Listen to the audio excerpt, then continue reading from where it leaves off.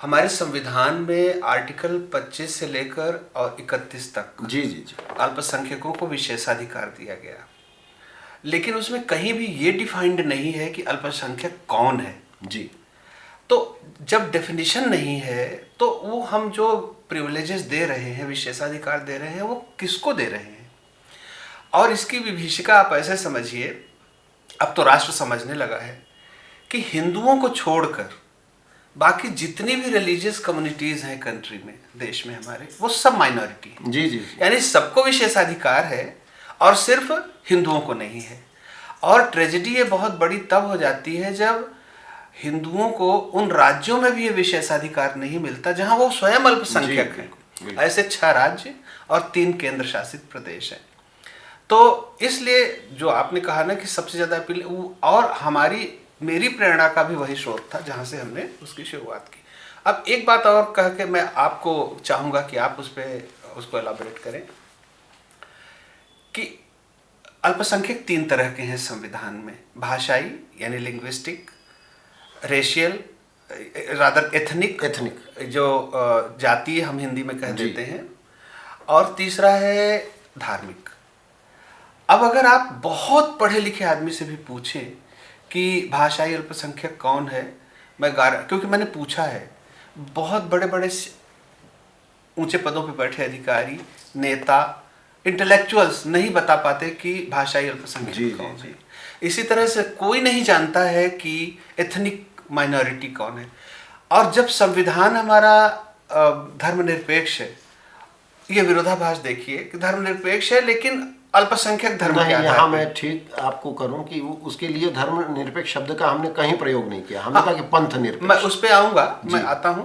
आपने पंथ निरपेक्ष शब्द का प्रयोग किया और आपने सुझाव दिया कि हम धर्म निरपेक्ष नहीं करेंगे।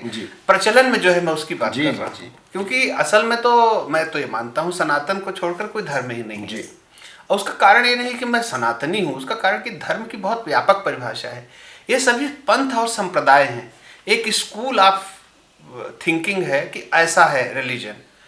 जबकि धर्म का अर्थ तो बहुत ही व्यापक है, उसमें हम उसे कर्तव्य कह सकते हैं, जबकि कर्तव्य और धर्म का सिर्फ हिस्सा नहीं है। एनीवे, तो मैं ये कह रहा था कि लोगों को जो अल्पसंख्यक, संविधान तो धर्मनिरपेक्ष है लेकिन विशेषाधिकार धर्म के आधार पर दी गई, और उसमें भी धर्मनिरपेक्ष होने के बाद हमारा सारा फोकस धर्म पर है। तो ये एक बहुत बड़ा विरोधाभास है। दूसरी चीज ये है कि डेफिनेशन न होने के कारण जो आज की स्थिति है उसमें जब तक कोई भी धार्मिक अल्पसंख्यक 51% नहीं हो जाता, तब तक वो अल्पसंख्यक ही रहेगा।